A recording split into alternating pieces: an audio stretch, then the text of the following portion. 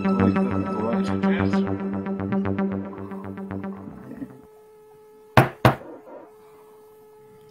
Hello, everybody. Welcome.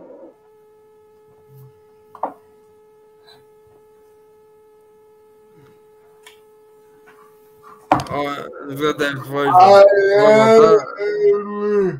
What am welcome to CripChat Australia podcast on everything disability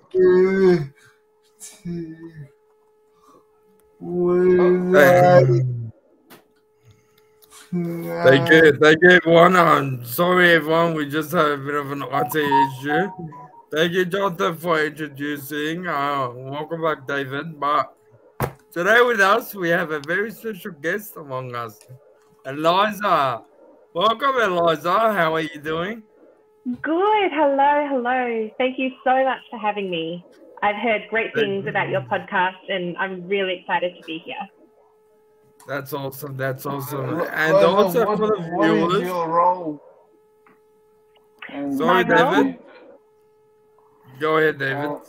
Can we just asking Eliza, what's her role within disability and Yeah. what does she? So we can understand exactly what Eliza does. Hey, Yeah. David, you're live. So sorry about that, Eliza. So Eliza, please, can you introduce yourself and what role do you play in the disability space? Yeah, great. So yes, my name's Eliza Charlie, and I'm from Melbourne, Australia, but I actually currently live in Italy. And I'm an actor and a writer. I've worked in film and television and theatre in Australia. But alongside that, I've actually lived for a long time, since 2009, with a disease called myalgic encephalomyelitis. And currently I'm not working because of that disease. I'm back in the throes of being very, very sick, and it's been very difficult the last couple of years. But yes, I've worked in acting and filmmaking. I've also had a bit of an alter ego career in business consulting and marketing, partly because I could work from home or work flexibly. And that means I've done a lot of work for not-for-profits and social enterprises. But at the moment, my main thing in connection to the disability space is, I guess, I've been sick for almost 14 years, and it took me more than 10 years to actually realize that I was living with a disability. And I still feel like I have so much to learn from disability advocates and people who have gone before me and done such amazing work. But right now, and in the context of this pandemic in particular, I'm finding it really important to step up and try to speak up for people who are living with especially viral onset chronic disease like myalgic encephalomyelitis and like long COVID. So that's sort of how I've entered into this space, and I've started to do more writing and trying to share my story more to try and see if we can make better systems and pathways for a better quality of life for people, even while they're still sick. Let's just try to get around people and see if we can create better quality of life. Yeah, of course. Thank you for sharing, Eliza. So, yeah, look, how has, your disease had an impact of you ever since the COVID's come about? So when I was in 2009, before I acquired this disease, I was living a very, I suppose you'd call it a full life. I was very, very physically active. I was able to work full time, and I caught a virus and never fully recovered. And especially those first few years, I got to the point where the disease was progressing. I couldn't find appropriate medical care or treatment. In fact, I was given some inappropriate treatments that made me worse. And it got to the point where I was mostly bedbound and housebound, and very little options for trying to adapt to that or find a way through. Now I'm unique, and not unique because there is a subtype of people with this disease where the disease can go into remission. And I did end up having some years where I wasn't as sick. I was able to work some more. I was able to retrain as an actor and go and work in films, which was lovely. But the disease has progressed again. And after a surgery I had 2 years ago, instantly from the surgery, the disease was back in quite a severe form. And I've been sick ever since. So it affects my life in that, maybe I'll explain 6 months ago, because I've just been through a program at a long COVID clinic here in Europe. So I'm actually a little bit better and able to do a bit more now than I was. But 6 months ago, I couldn't get to the bathroom by myself. So I'd often have to crawl to the bathroom. I couldn't sit up for longer than about 60 seconds. So drinking and things was quite difficult, and I needed assistance. I had, and I still have, an oxygen machine that helps me to breathe that I take throughout the day. And 6 months ago, my partner, he would have to put the oxygen tube in my nose when I first wake up in the morning to try and help me be able to sit up enough to maybe have something to eat or something to drink. So it was very, very debilitating. And within that, I'd occasionally have a better day, but mostly it was a pretty difficult time, and I didn't have equipment or systems in place to support me. So my partner became my carer, and at the time I didn't have a wheelchair, I didn't have equipment that now I have that helps me to access life.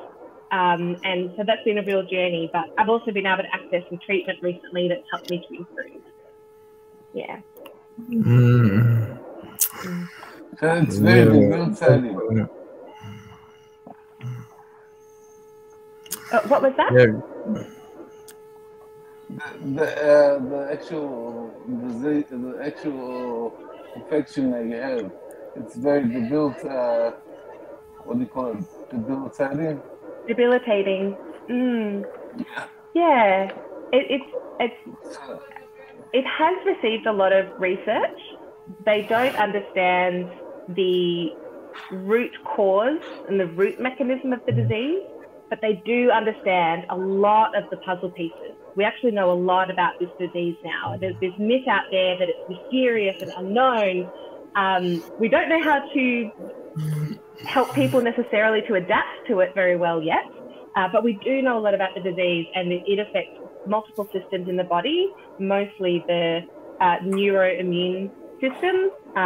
And even the name myalgic encephalomyelitis, the encephalomyelitis, I believe, means inflammation in the brain and the spinal cord. So a lot of systems in our body are affected by the brain and the spinal cord. But I also have problems in my body with my blood. Like I've got lots of little micro blood clots, and that causes issues with oxygen. And if your muscles can't get oxygen, they can't work properly. And there's a lot of issues as well with the mitochondria, which is the part of your cell that produces energy. My body doesn't produce energy in the way that some other people's bodies do. And if I try to make it produce too much energy, I can have very serious consequences and be very, very, very ill, very sick. So I'm still learning how to adapt to it, even after almost 14 years. Hopefully more research is done.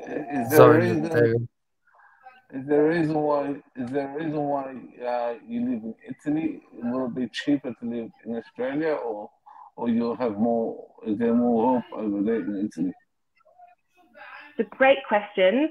The answer is a little bit more romantic. I'm in Italy for love. So about 4 years ago, I was in a stage where the disease was milder, but I was starting to have a lot of problems with my immune system again in particular, but I was physically able to get around more at the time. And I took a trip to Europe. I'd actually just been through multiple years of a divorce, so I was sort of on a trip and just solo travel, which was very freeing to have been able to do that. But on that trip, I met a very lovely man who grew up in Italy.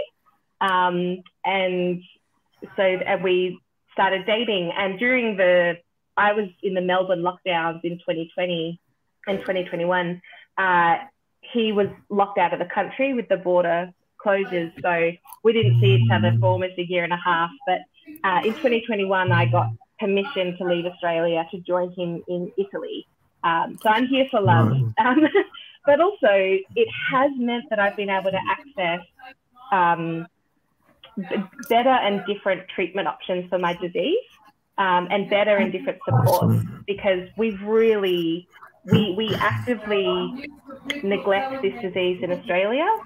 And it's not just about ignoring it. We actually, in Australia, still believe myths about the disease that are about 30, 40 years old, and push treatments that are harmful. And many people I know in Australia who have this disease can't access medical care at all. They can't get medicine, they can't get physiotherapy because doctors don't want to see them, or doctors say there's nothing they could do, or doctors say, if you don't do exactly what I say, you clearly don't want to get better with this disease. It's a real mess in Australia right now. From what I understand, doctors have to say that because then if they can get sued later on. So they don't like to touch it. Yeah. And I think it's becoming a problem. So it's a good point, David. It's more of a risk for them to do it here. That's why they like to send them overseas to do it, because there's less chance of them to get sued over there. Yeah, fair enough. Thank you for that, David. Moving on, thank you, Eliza, for sharing as well. Eliza, when have you experienced the indignity of invisibility discrimination when it comes to having ME, together with prolonged COVID-19?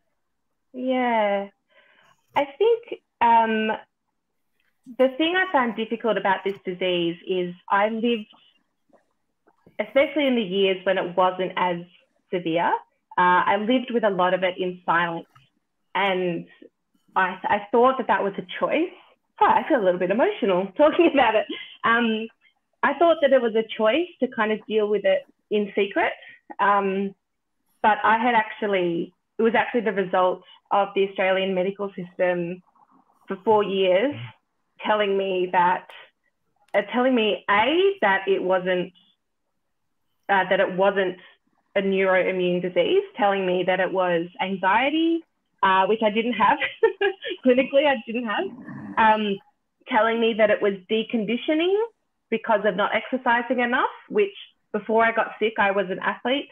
And in the years when the disease was in remission, I could run and exercise again, no problem.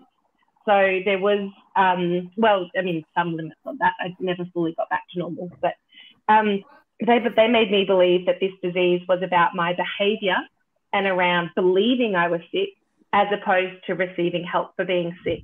And the result of that meant that I was kept quiet, and I didn't talk about what had happened to me, and I didn't talk about the disease. And they were successful in convincing me for several years that I wasn't sick. And so what happened then is that when I tried to ask for accommodations at part-time work, or tried to advocate for myself for things that I needed, I wasn't empowered to do that. And I usually got pushed into situations where I was either exposed to people who were really sick, and I'd catch every infection. This is even before the pandemic, or was forced to not take breaks at work, where taking breaks and pacing out my energy is really, really important. And so that was that was a huge challenge. But part of the challenge was that I didn't have the language, the words to understand my own disease. And so I couldn't talk about it, which meant I didn't get support. And that's probably, I think, one of the most difficult things. And as a result, whenever I did try to talk about it in any context, whether it was in private with a doctor, whether it was with a friend socially, or like with a family member at a Christmas party or something like that, or in the workplace, the people I spoke to had preconceived ideas about what the disease was, and usually would even if they had good intentions, would really do deliver quite a lot of indignity. And I would, if, for example, if I said, I have this disease and it affects me in this way, they either deny it, say, no, you don't have that disease, based on no evidence, or they try to redefine it. They go, oh, that's the disease where you're just tired all the time. You're like, nope, that's not it either. Or they try to solve it. Oh, my friend's uncle's brother's sister took this particular type of tea and it cured them.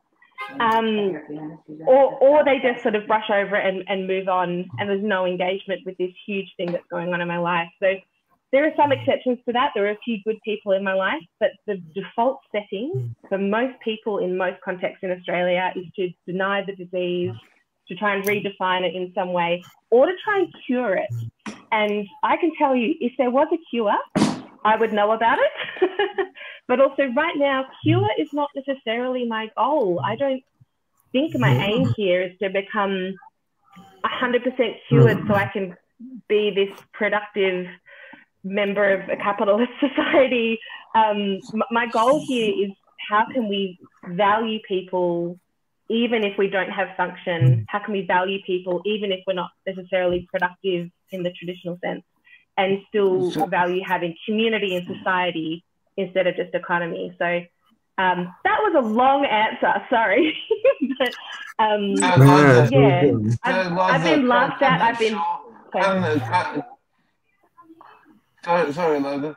Cutting it short, education is the key. Absolutely. And there's been a very interesting study recently run by a group in the UK called Doctors with ME, which is what it sounds like. It is medical doctors who have this disease, so they really understand it.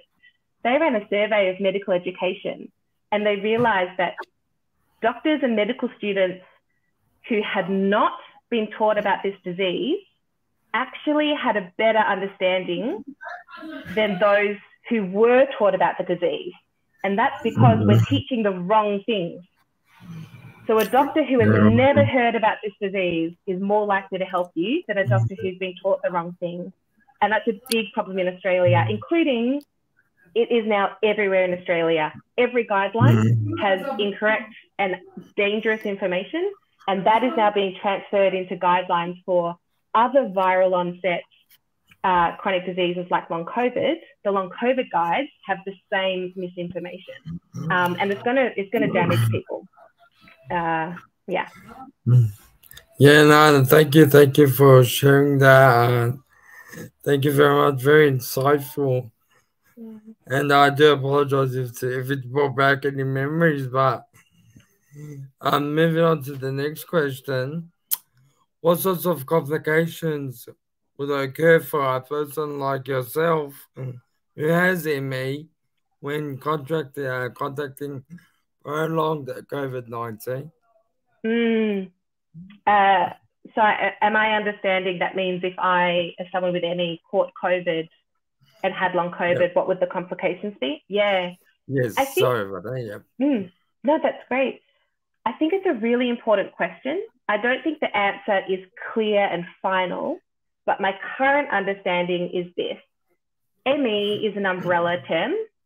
People who have ME have lots of different initial causes, including different viruses. So it can look a little bit different. Some people from bacterial infections, and some people from non-infection onset. So, I mean, my relapse was from surgery, and there's other people who have the disease from surgeries and anesthetics, and from physical injuries, especially for neck and spine. But there's a whole lot of causes for the disease. But then the disease looks very, very similar. It has a very core set of symptoms that are consistent throughout the community. At the same time, we have long COVID, which is also an umbrella term for people who have ongoing, chronic, symptoms and ongoing disease mechanisms in their body ever since contracting the virus. And it can look different. For some people, they've got lung damage, and that really affects their lungs and their breathing. For some people, it is more to do with like blood clots and strokes and having heart attacks and cardiovascular events afterwards. And then some people, most of the studies at the moment say it's about 50% of long COVID cases have a disease that looks very similar to ME. I'm not going to say it's exactly the same, but it looks very, very similar. So for someone like me who already has ME, if I was to also contract COVID, there is a high risk that it would make all of my symptoms worse. And in particular, it would probably affect my blood and my heart, I think, the most. And I actually had an adverse reaction, an injury from the vaccine. I am very pro-vaccine. Please, if you are healthy and able to be vaccinated, if your body and immune system can handle it, please be vaccinated. I think it's a great thing. But I had 2 doses and got worse with both. And now I'm not allowed to have any more because it would make me even sicker. And part of that is the way that my immune system, every time my immune system mounts a response, it causes a cascade of problems throughout the body that can last. And if they're not treated, it could just be the rest of my life. Now I'm very lucky. I found a doctor here in Europe, in Germany, that has, and one in Italy and one in Spain, who has been able to treat me and help me. So they've been able to help me deal with some of the symptoms. But I still live with this disease, every day. And I'm still very cautious of COVID, and I wear a mask all the time. It's better to be safe than sorry. Absolutely. So thank you. Thank you for sharing, Eliza. That's awesome. Moving on, how does the healthcare system usually respond to patients with ME who, I guess, also present with prolonged COVID-19?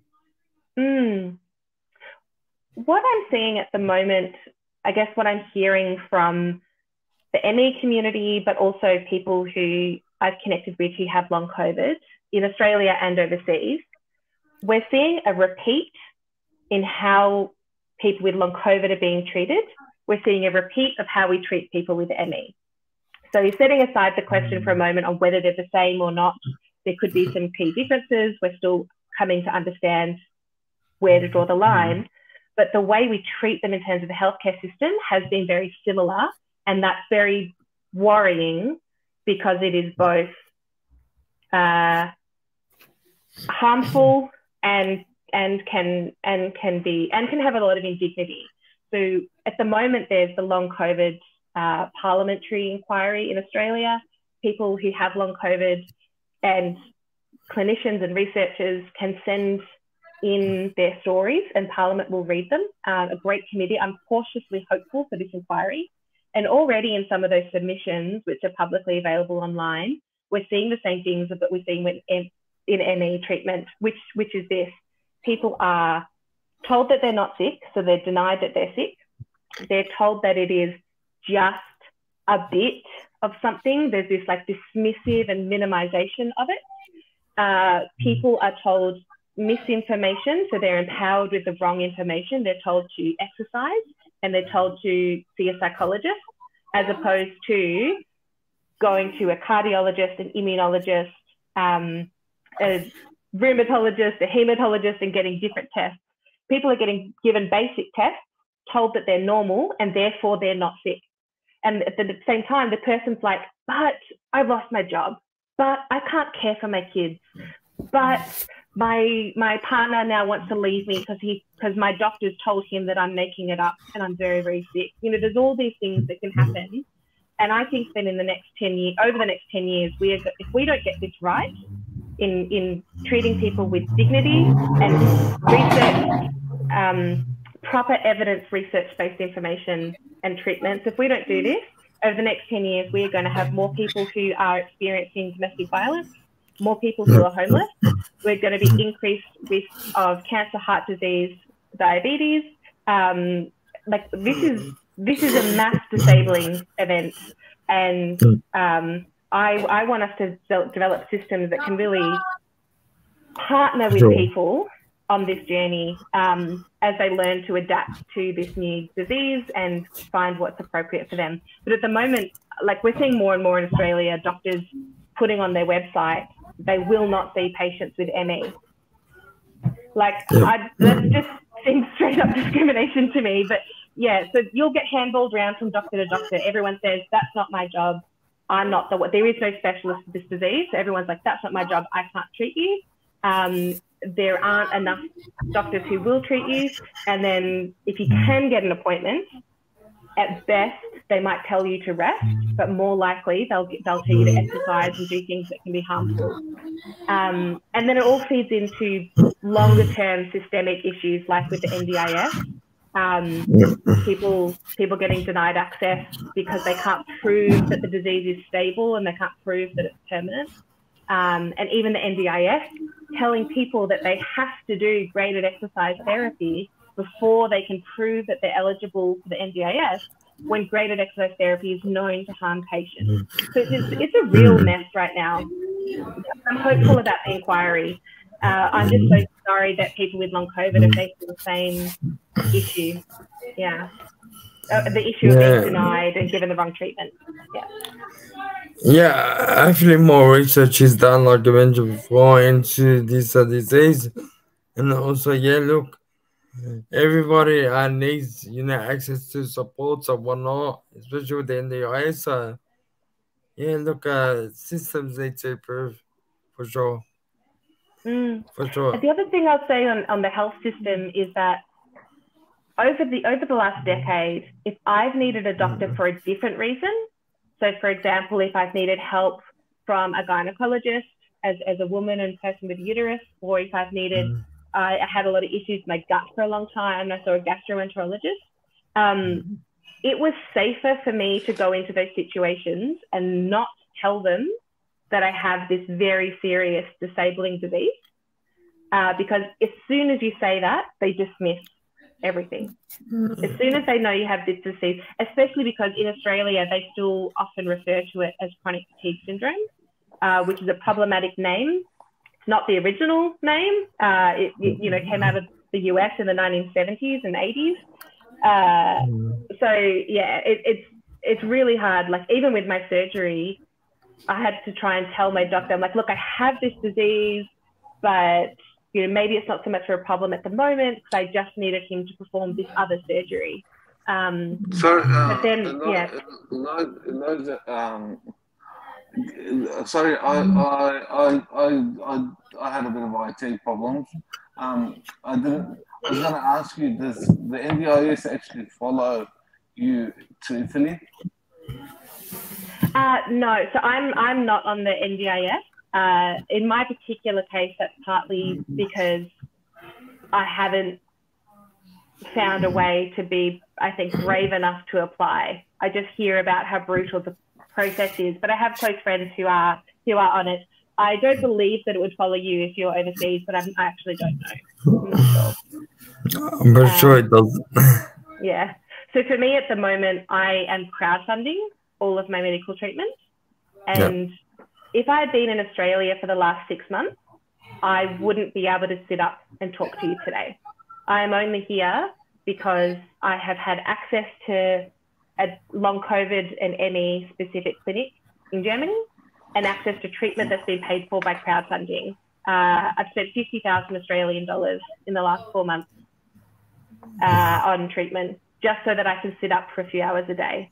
And I'm so grateful, and everyone who's donated has been just, it's been such a huge blessing, and people have learned about the disease while engaging with the crowdfunding campaign, which has been huge.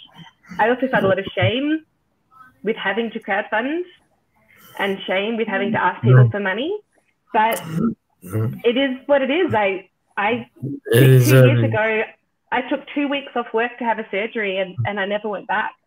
So yeah, and here I'm, it's cheaper for me here because I'm living with my partner. Yeah, that's awesome. That's awesome. And if anyone wants to keep donating to Eliza, keep sending her your support. But if you need the Thank you money very for much. your own treatment, keep your money for your own treatment and your own equipment if you need it.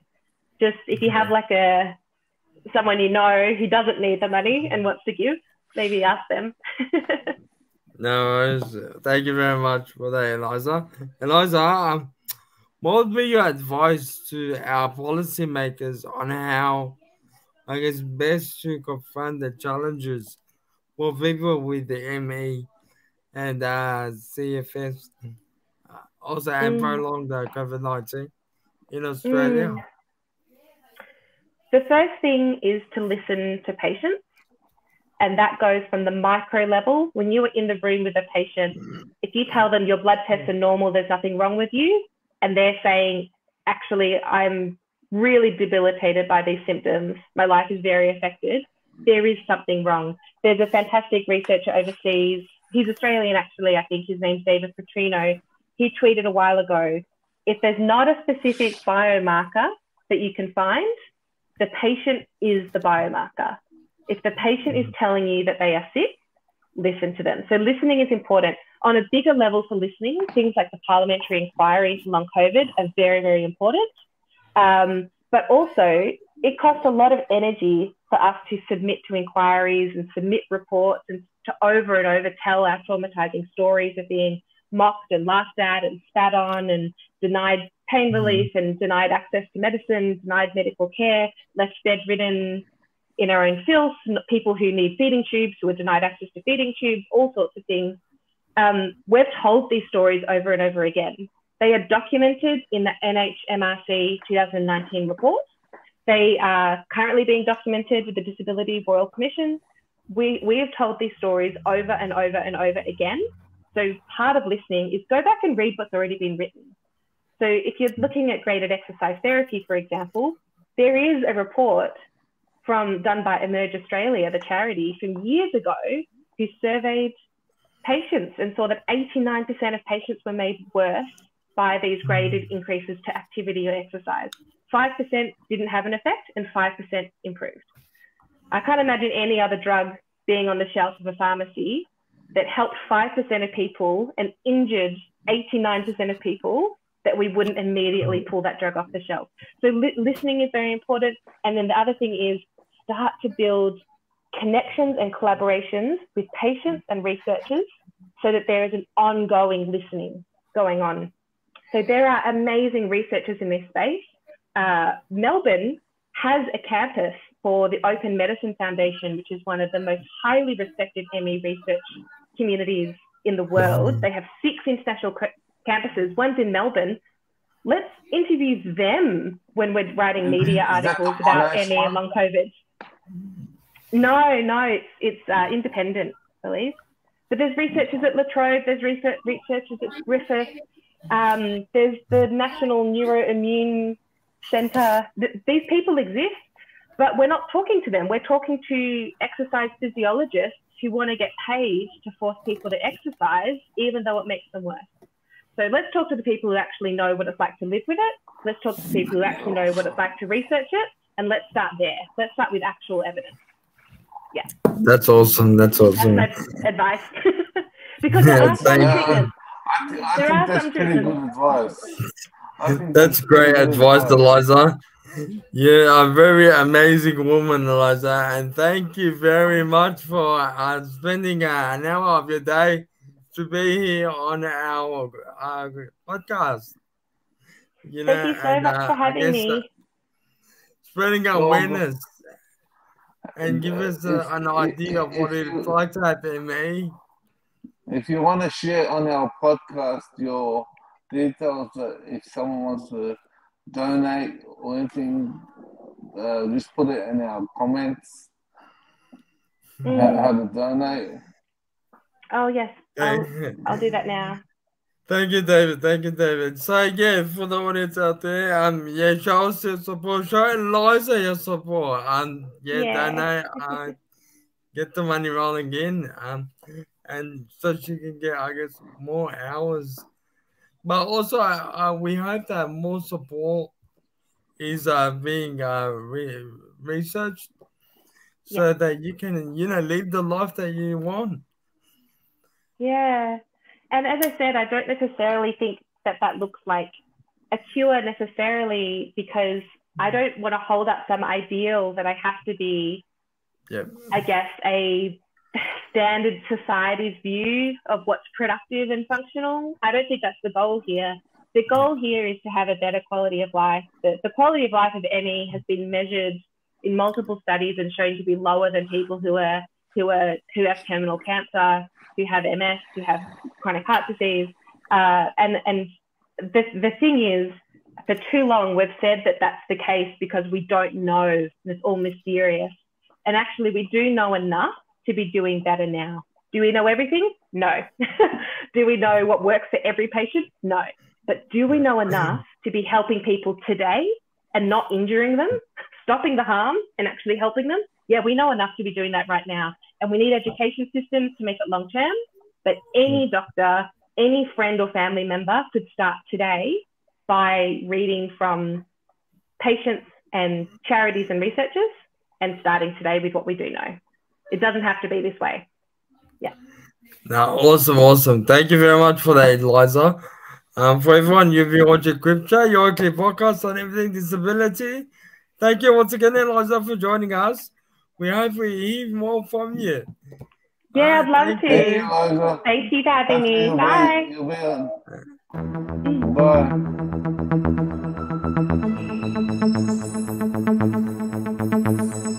Bye.